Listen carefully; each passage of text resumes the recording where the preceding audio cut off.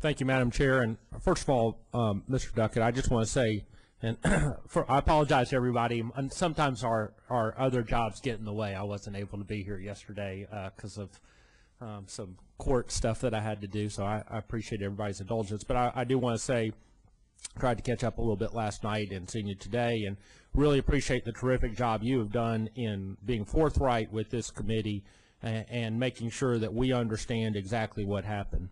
I don't understand all the comments today. I don't understand the comment about somehow that we got someone that didn't have affirmative action involved. I do not understand that comment. I think that what we're here about, maybe I'm not sure why we're here. It seems to me that why we're here is to figure out what we have to do going forward. And bringing in Ms. Clark or having another day of hearings or anything else, it's not going to push us in that direction. What we're here to do is to make sure that we have our proper oversight and that we ask the TBR, to the extent that it acknowledges that there are problems and things that we can improve, that we do it better the next time, that we do it better not just in a chancellor search but all the way around. And that's not just for TBR but for all of our other boards as well. If we're going to have proper oversight in this committee, I agree that we should. And we need to have it for all matters, not just for this search, but as we go forward and we examine actions of the executive branch, we should ensure that they follow the law and that things go according to plan.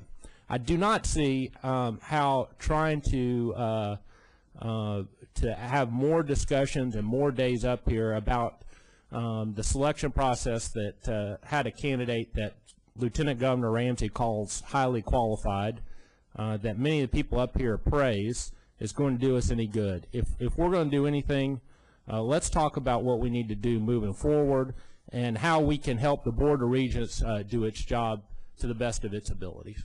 Thank you. Other comments or questions? Speaker Pro Tem? Related to additional meetings regarding this matter, I would concur with my colleague, Senator Burke. Other comments? Just perhaps a closing comment. I've heard criticism of these hearings as being a distraction from the real education issues. But the real education issue here is responsibility and accountability of an education system that has a $2 billion budget, a $7.4 billion in capital assets, and provides education opportunities for 200,000 plus students. Now that's the real education issue. And from what I've seen the past 2 days, I have some grave concerns. I kind of question the logic of saying we don't need to go forward or have more hearings because nothing's going to change, because that's the same kind of logic that we heard, well, there's no sense in having any other interviews because we know it's going to be this one guy. So I don't agree with that at all. So when we talk about Regent Clark, she is a critical factor in what occurred in this entire process because she was the chair of the search committee. What we hear from her is very, very important, and I'm sorry that she was unavailable, but she needs to make herself available so that we can ask her these questions about the process. And I agree that further, the process has to change in the future so that it's transparent and it doesn't provide an embarrassment to the state of Tennessee when we are looked at as the leaders in education reform in this state.